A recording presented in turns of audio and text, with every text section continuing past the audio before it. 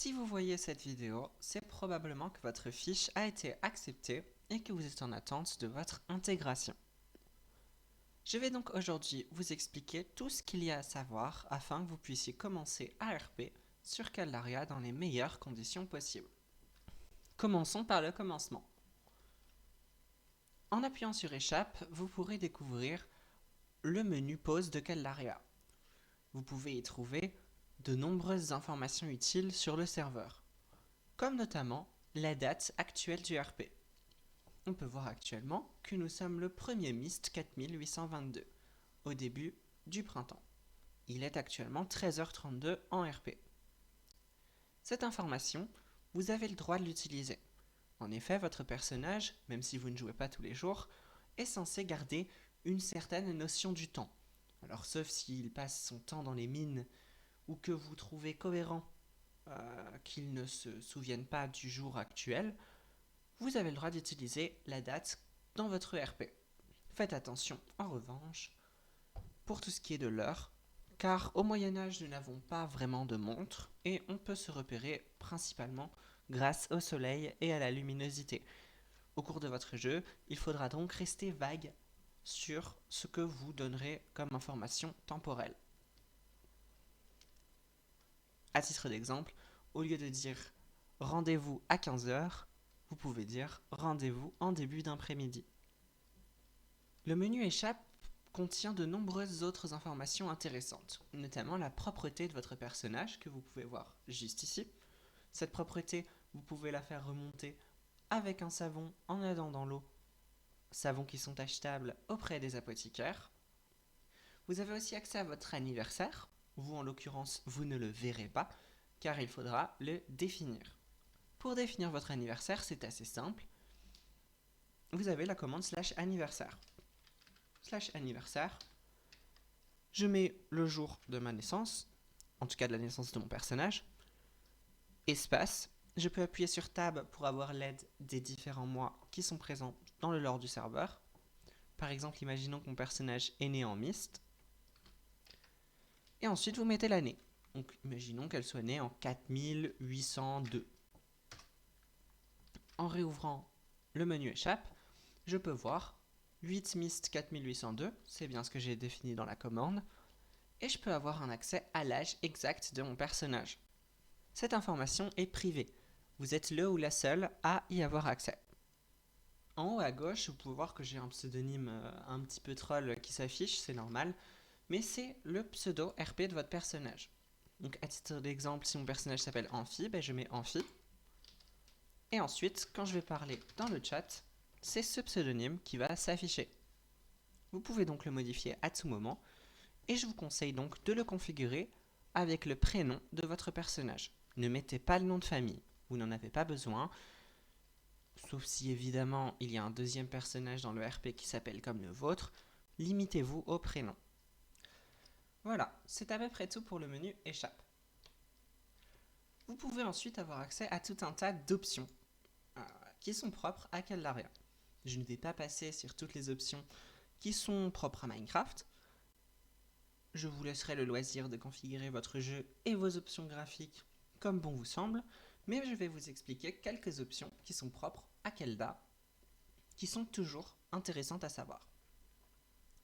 En premier lieu, vous avez le menu HUD. Avec le bouton juste ici, vous pouvez y accéder. Dans ce menu se trouve tout un tas d'informations et de boutons qui vont vous permettre de modifier l'apparence de votre interface. Tout d'abord, vous avez le bouton Toujours tout affiché. Il vous permet, comme vous pouvez le voir sur la droite de mon écran, d'avoir toutes les statistiques tout le temps affichées en tout temps.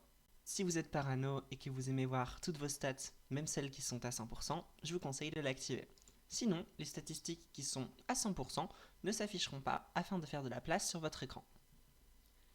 Vous pouvez choisir de cacher la hotbar quand vous ne l'utilisez pas. Actuellement, quand je n'utilise pas la hotbar, elle va se cacher afin de faire plus de place sur mon écran. Mais pour ceux et celles que ça frustrerait, vous pouvez tout aussi bien choisir de la laisser activée en tout temps. Vous pouvez aussi changer la disposition de votre interface. Juste là, elle est en horizontale centrée. donc centrée au milieu de mon écran. Si je clique, elle passe en verticale droite et vous avez accès à ces deux positions. Vous pouvez aussi choisir d'afficher ou non les pourcentages. Encore une fois, si vous n'êtes pas combattante ou combattant, que vous ne vous battez pas souvent ou que vous n'êtes pas spécialement parano par rapport à vos stats, je vous conseille de le laisser désactiver. Ça fait plus de place sur votre écran. Pour ma part, j'avoue être combattante en RP, donc je vais le laisser activé. Vous pouvez aussi du coup changer la durabilité. Je n'aimais pas spécialement la façon dont la durabilité de Minecraft était affichée, et donc je vous permets, grâce à ce bouton, de la changer en quelque chose qui vous convient mieux. Pour ma part, je préfère le cercle simple, mais vous pouvez tout aussi bien en choisir un autre. Voilà pour l'HUD. Nous avons donc aussi quelques paramètres d'optimisation qui sont propres à Caldera, que je vais donc vous expliquer. En premier lieu, comme vous pouvez voir, les joueurs et les joueuses qui sont déconnectés apparaissent sur la carte en tant que personnages dormants. S'il y a autant de cadavres au sol, c'est évidemment que je suis au spawn. Et donc, beaucoup de gens sont déconnectés ici, les gens qui ne se sont pas encore fait ou fait intégrer, et les gens qui sont mort gameplay et qui attendent d'être retéléportés. Je vous expliquerai tout ça plus tard. Mais donc voilà. Ces petits joueurs, si vous n'avez pas un PC très puissant, peuvent parfois causer des lags. En tout cas, je vous donne la possibilité, grâce au menu des dormeurs, de choisir si oui ou non vous voulez que leur skin soit affiché. Si le skin n'est pas affiché, alors ça affiche simplement le nom RP de la personne d'or ici. Vous pouvez aussi modifier la distance de rendu, donc je vous conseille de la laisser à 20. Comme ça, vous avez que les sleeping players dans un rayon de 20 blocs qui vont être rendus. Si vous l'augmentez, eh ben, les sleeping players dans un rayon plus grand vont être rendus sur votre écran. Le rafraîchissement de la liste, je vous conseille de le laisser à 30 secondes. Et le rafraîchissement du rendu, si vous n'avez pas un bon PC et qu'il y a beaucoup de sleeping players dans la zone, vous pouvez le monter. Voilà, c'est tout pour les sleeping players. Il y a ensuite d'autres optimisations par rapport au HRP Carpet. Je vous expliquerai comment les utiliser plus tard, mais ce sont ces petits tapis HRP qui concrètement permettent de poser des items par terre sans avoir à les drop. Ces items peuvent parfois causer du lag, surtout quand les joueurs et les joueuses abusent sur leur contenu. C'est pourquoi nous avons ajouté quelques options d'optimisation. Vous pouvez désactiver le rendu au-delà d'une certaine distance. En l'occurrence actuellement c'est 5 blocs, et donc au-delà de 5 blocs, le rendu est désactivé afin de créer de l'optimisation.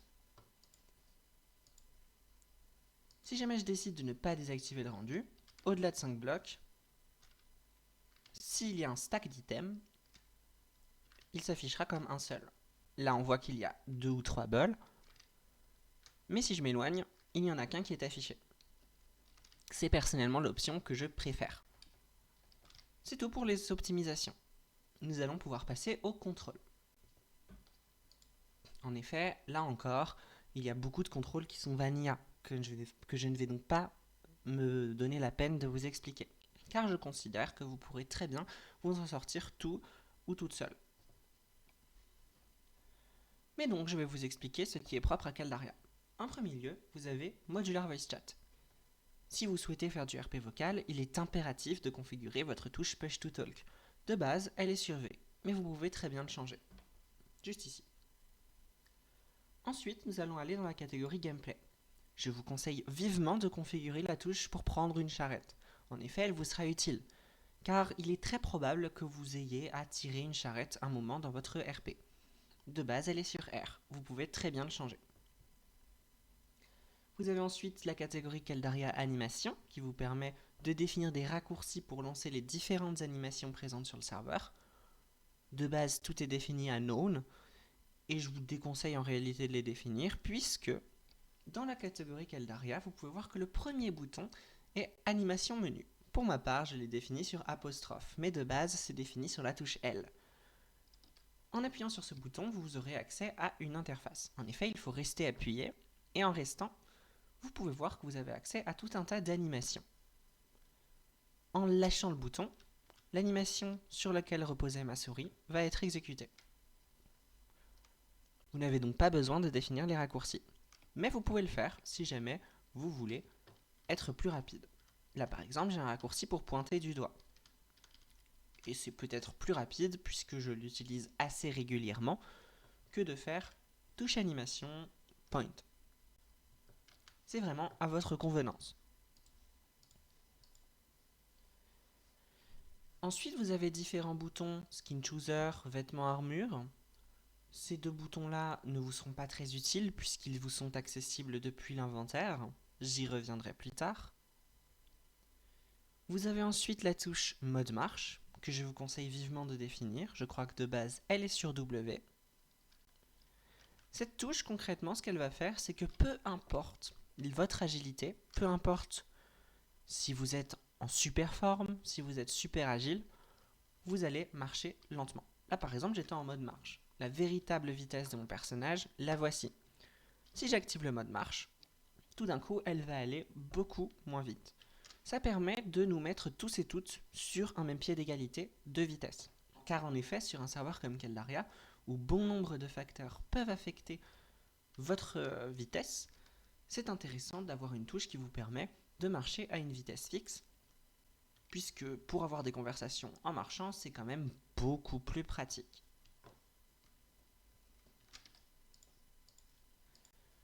Ensuite, vous avez la touche Rôle Menu. Cette touche qui est de base configurée sur H, vous pouvez le changer, va vous permettre d'avoir accès au menu de rôle. Alors si vous êtes familier ou familière avec le jeu de rôle, je pense que vous savez assez bien dans quel contexte nous pouvons avoir recours à des rôles. Cela permet de remettre au hasard l'issue de certaines situations. Parfois, c'est le staff, les animateurs ou les animatrices, ou même la modération, qui vous demandera de faire un rôle, avec des caractéristiques spécifiques. Mais vous pouvez tout aussi bien choisir vous-même, de votre initiative, de faire des rôles. Les rôles sur Caldari sont notamment utilisés en expédition, mais aussi quand vous allez mourir. Ça me permet de faire une petite parenthèse. Une mort gameplay sur Caldari, c'est quand votre personnage atteint 0% de points de vie. Ça ne signifie que très rarement une mort RP, où vous allez perdre votre personnage.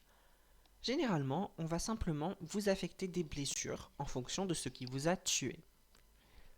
À titre d'exemple, si vous vous promenez dans la forêt sans défense, que vous voyez un loup et que vous décidez de l'approcher, et que le loup vous attaque, vous amenant donc à 0% de points de vie, vous allez être renvoyé au spawn. Si vous étiez supervisé par un ou une animateur ou animatrice, eh bien, vous n'aurez pas besoin d'attendre. L'animateur ou l'animatrice va s'occuper de vous directement et va vous définir vos blessures. Sinon, vous devrez attendre qu'un staff ou une staff soit disponible pour le faire. On va donc vous faire effectuer une série de rôles qui vont, en prenant en compte la situation dans laquelle vous êtes mort ou morte, vous définir des blessures. Sur Caldari, les blessures RP prennent toujours le dessus sur les blessures gameplay. Si votre personnage a 100% de points de vie, ça ne veut pas dire qu'il n'a pas le bras cassé. En effet, si le staff vous a défini une blessure, alors vous devrez vous faire soigner et avoir une convalescence adaptée avec un apothicaire ou une apothicaire et jouer ce RP, ce pain RP, c'est comme ça qu'on l'appelle, jusqu'au bout. Voilà, toujours le RP prend toujours le dessus sur le gameplay. Voilà, c'est important. Je ne vais pas m'étendre plus sur ce concept, vous aurez l'occasion de l'explorer par vous-même au cours de votre aventure. Afin que vous soyez tout de même en mesure de l'utiliser, je vais rapidement vous faire une explication de comment ça fonctionne. En premier lieu, vous mettez une description. Vous pouvez mettre les conditions de victoire, de défaite, ou simplement une définition de ce que, concrètement, va décider votre rôle. En valeur minimum, généralement, vous allez vouloir laisser 0, mais vous pouvez la changer. Faites attention, parce que si vous essayez de la changer alors que le staff vous dit explicitement qu'il faut mettre 0, ou qu'on vous demande simplement un rôle 100, si on ne vous spécifie pas la valeur minimum, c'est qu'il faut laisser 0. Sachez qu'on peut le voir car on a des logs très avancés. Et vous serez donc sanctionné. C'est de la triche. Vous définissez aussi la valeur maximum, donc en l'occurrence je vais laisser 100. Et ensuite, vous pouvez simplement augmenter la portée. Il faut que je mette une description. Tout le serveur n'a pas besoin de savoir que vous êtes en train de faire un rôle, donc vous pouvez simplement mettre une portée assez conséquente pour que tous les gens qui sont autour de vous puissent le voir. Vous pouvez ensuite générer des nombres à l'infini entre x et x. Ensuite, vous avez la touche Activate Combat Mode. Cette dernière va vous permettre d'activer le mode combat. Si vous n'êtes pas un personnage combattant ou combattante, ça ne vous concerne évidemment pas. Mais voilà. Lors de votre intégration, votre intégratrice ou votre intégrateur aura sans doute l'occasion de vous faire rapidement essayer le système afin de vous expliquer comment il marche. Pour avoir une rapide explication, il faut savoir que sur Caldari, le combat se passe en temps réel et que vous pouvez lancer une attaque dans différentes directions. Comme vous pouvez le voir, je choisis la direction en orientant ma souris dans un certain sens. Je tourne ma tête légèrement vers la gauche, la flèche va vers la gauche, pareil vers la droite, vers le haut, vers le bas, et vous avez donc tout un tas d'attaques de la sorte. Vous pouvez faire pareil avec la parade en cliquant sur le bouton droit de votre souris, et c'est un peu comme ça que se passe le combat. Ensuite, vous avez la touche macro. Elle ne vous concerne pas vraiment, mais elle vous permet de définir des raccourcis.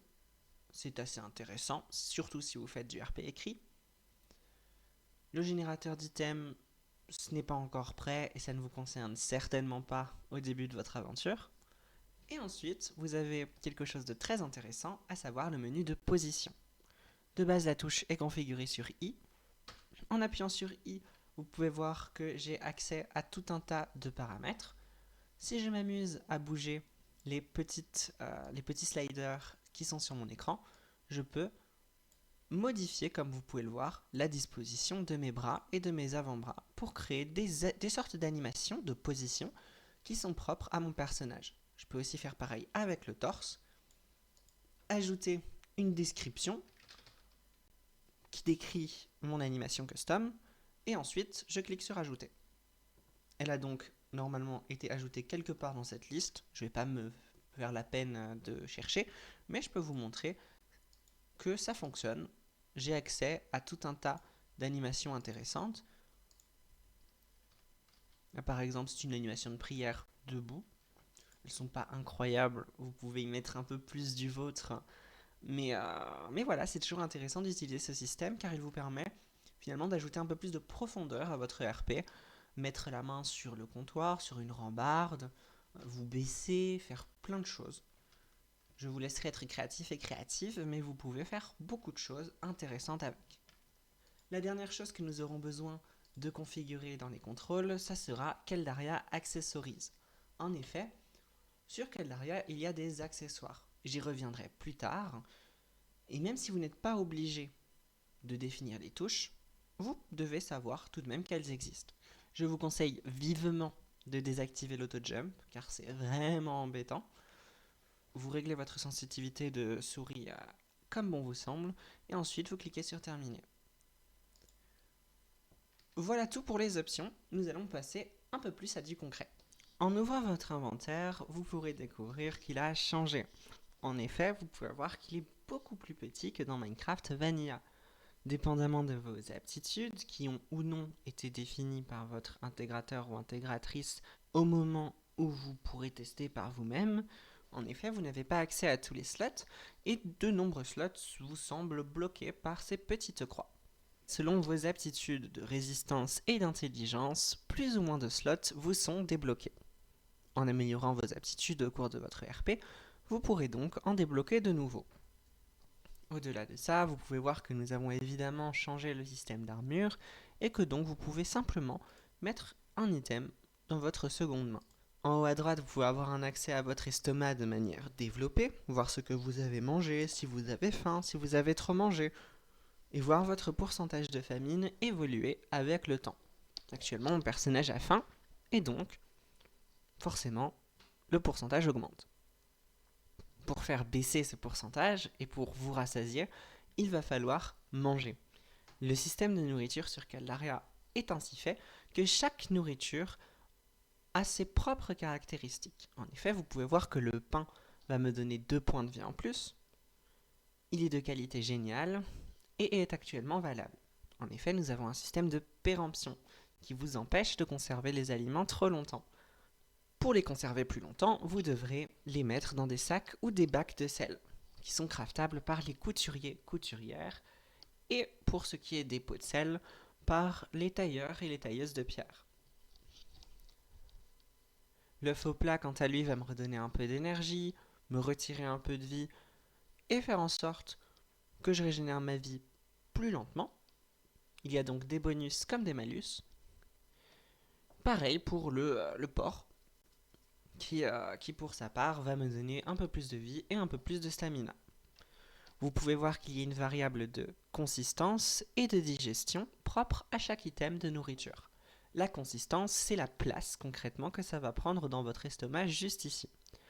La digestion, c'est le temps que ça va rester dans votre estomac avant que vous ayez faim à nouveau. À titre d'exemple, je vais manger. Vous pouvez voir en bas à droite que mon estomac se remplit. Et voilà. Je suis donc rassasié. En fonction de votre résistance, vous aurez un estomac plus ou moins grand, vous permettant de manger plus ou moins avant d'être ballonné parce que vous aurez trop mangé. Il en va de même pour être rassasié. Plus vous allez être un personnage fort ou forte, résistant ou résistante et agile, plus vous allez avoir besoin de manger pour être rassasié. Passons ensuite aux petits boutons, qui sont juste à votre droite. Vous avez accès en premier lieu au système d'évolution de personnages. En effet, plus vous allez jouer sur le serveur, plus vous allez gagner des points d'évolution qui vont vous permettre de débloquer de nouveaux points d'aptitude et de nouveaux points de complément. Je ne vais pas vous expliquer ça aujourd'hui, puisque ça vous concerne peu, au vu du fait que vous allez à peine rejoindre le serveur. Dans le menu Skin, c'est là que vous allez pouvoir définir votre skin custom. En effet, si ça n'a pas été fait par votre intégrateur ou votre intégratrice, il vous faudra simplement trouver le lien de votre skin que vous avez déjà normalement mis dans votre fiche d'intégration, auquel vous avez accès depuis votre profil sur le site internet, récupérer l'URL, la coller juste ici, assigner un nom à votre skin et cliquer sur Ajouter. Si nous pouvons le faire ensemble,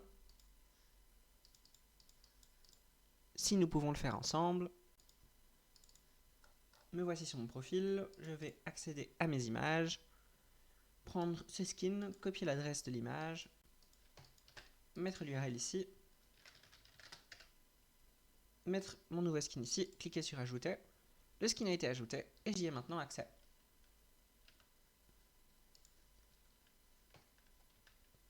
Voilà pour les skins. Vous avez ensuite accès au bouton Vêtements Armure. En effet, vous pouvez voir que sur le skin que je viens d'ajouter, le skin est tout nu. Or, j'ai pourtant des vêtements.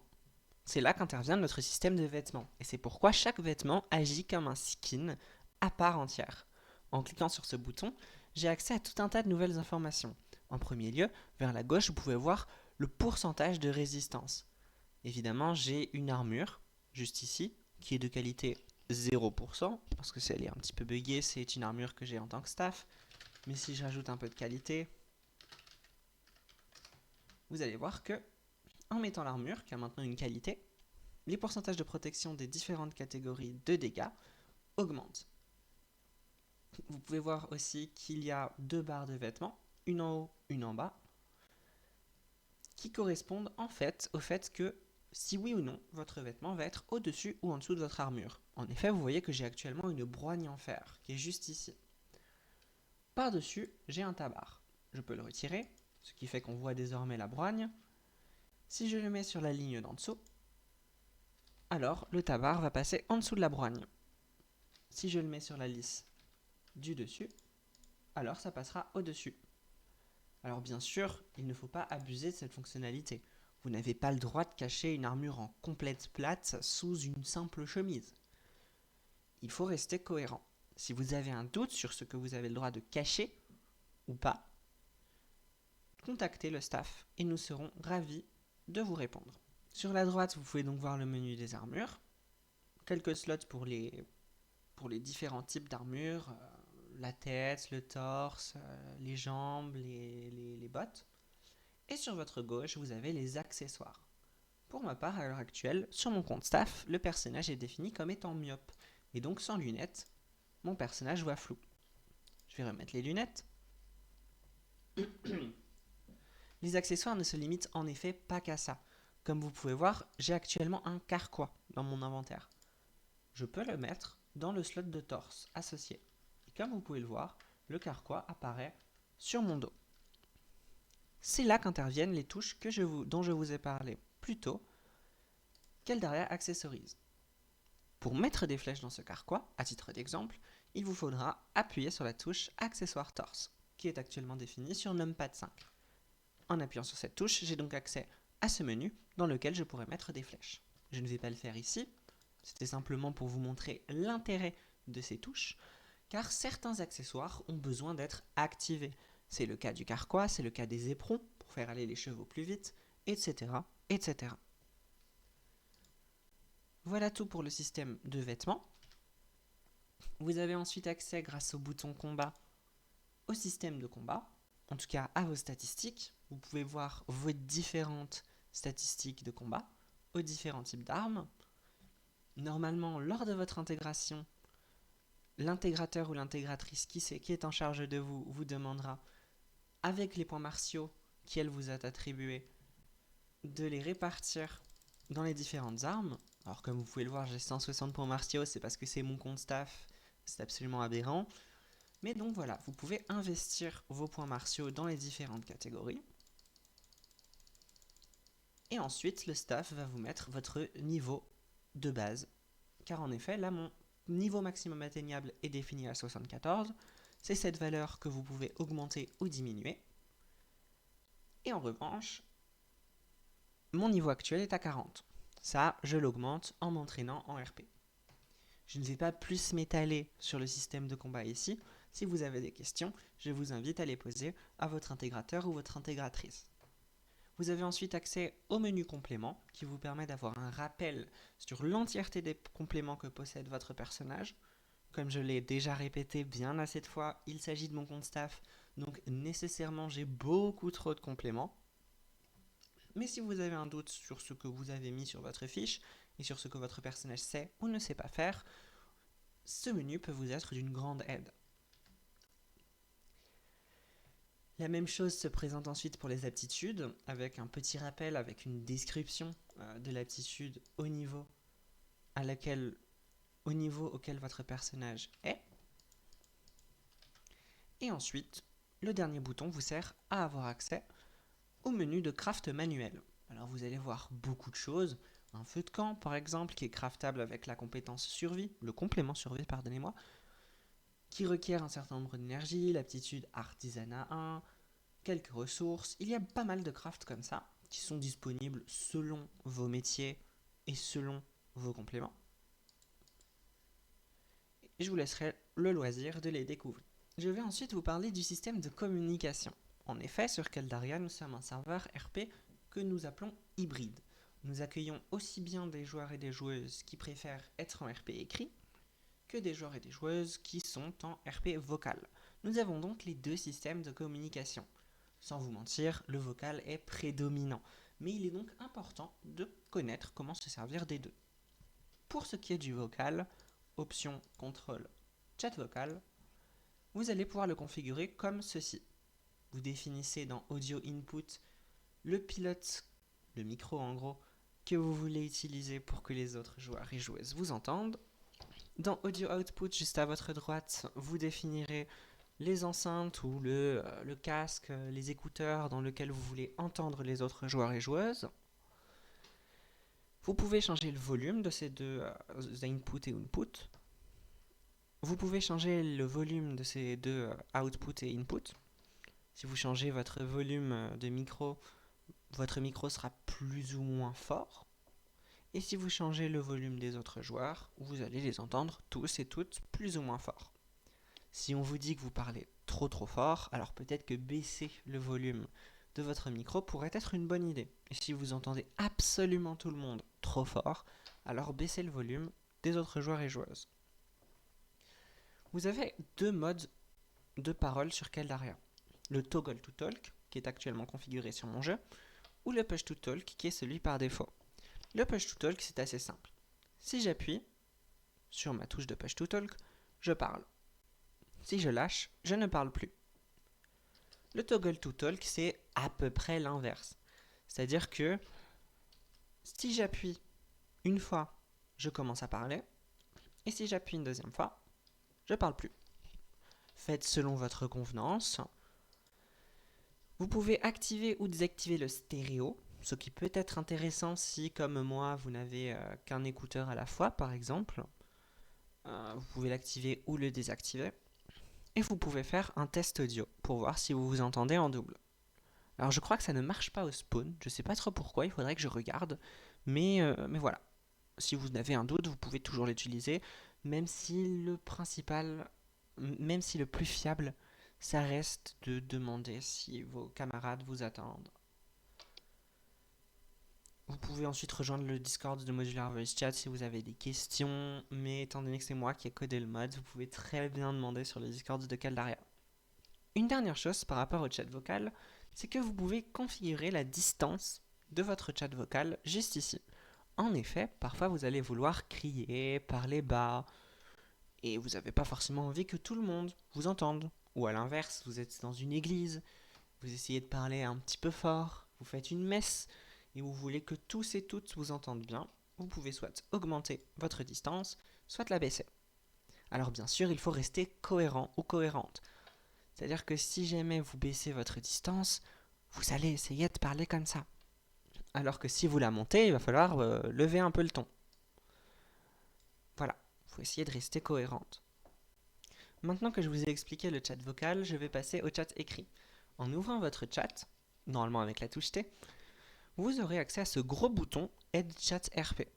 Je vous conseille de cliquer dessus et vous aurez la liste des préfixes pour utiliser le chat RP. En premier lieu, vous aurez les deux commandes d'HRP, HRP global avec la parenthèse et HRP local avec le crochet. Si j'essaye d'envoyer un message dans le HRP global, il y a de fortes chances que ça ne marche pas. Actuellement, nous sommes 16 personnes connectées et par conséquent, le chat HRP est désactivé pour essayer d'éviter le metagaming. Ceci dit, vous avez en tout temps accès au crochet et vous pouvez donc envoyer un message aux gens autour de vous de manière HRP.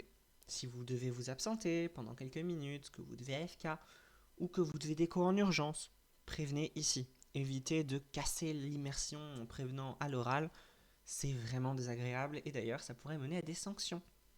Bon, évidemment, si vous n'avez pas d'autre choix, il n'y a pas de souci, s'il y a vraiment une urgence, on n'est pas des démons non plus, mais essayez de faire un effort. Vous avez ensuite accès à tout un tas d'autres préfixes. Si je mets un point d'exclamation dans mon message, mon personnage va crier. Si je mets $1 devant mon message, va chuchoter, c'est l'inverse. Ce qui va être utile à tout type de joueurs et joueuses, ça va être l'astérix. L'astérix va vous permettre de faire des actions. Par exemple, saute à pieds joints. Il n'y a pas d'animation pour sauter à pieds joints. Donc si je veux sauter à pieds joints, il faut que je le dise aux gens. C'est aussi grâce aux actions que vous allez pouvoir améliorer vos points d'aptitude. Je ne vais pas vous expliquer comment faire ici, car sinon la vidéo durerait beaucoup trop longtemps. Mais il est important de savoir comment faire des actions. Je vous conseille d'ailleurs d'en faire, car ça peut rajouter un certain nombre de profondeur à votre RP pour décrire des choses qui ne sont pas visibles en gameplay. Vous aurez l'occasion de voir des joueurs et des joueuses en faire, et vous pourrez prendre exemple, pas de panique. Ensuite, vous pouvez faire des narrations locales, c'est à peu près comme les actions, mais ce n'est pas forcément en rapport avec votre personnage. Par exemple, si quelqu'un rentre dans votre taverne, vous pouvez dire « Une douce odeur de pain semble venir des fours ». Comme vous voyez, mon pseudonyme n'est pas présent ici, et donc ce n'est pas nécessairement lié à mon personnage. Je vous l'expliquerai juste après, mais vous n'êtes pas forcément obligé d'utiliser cette commande de narration grâce à nos HRP sign. Grâce à nos panneaux HRP.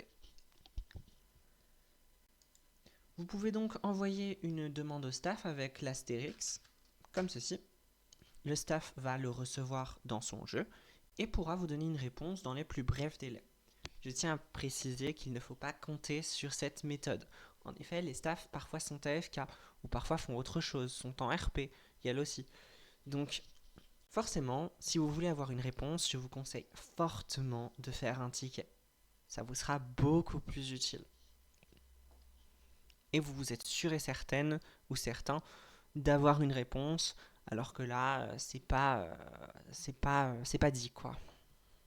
Voilà, c'est à peu près tout pour les commandes de chat. Nous allons désormais passer aux HRP Sign et aux HRP Carpet. Je vous en avais déjà parlé tout à l'heure, les HRP Carpet vous permettent de poser des items au sol ou sur une table. Vous pouvez vous en give à l'infini avec la commande /HRP Carpet. Ça vous donne un tapis HRP que vous pouvez poser n'importe où. Et ensuite mettre vos items dedans. Ceci étant dit, vous avez aussi accès au /HRP Sign. Cette commande va vous donner un panneau qui va vous servir à faire de la narration environnementale. À titre d'exemple, vous pouvez voir qu'il y a beaucoup d'épines sur le bureau. C'est quelque chose qui n'est pas visible en gameplay.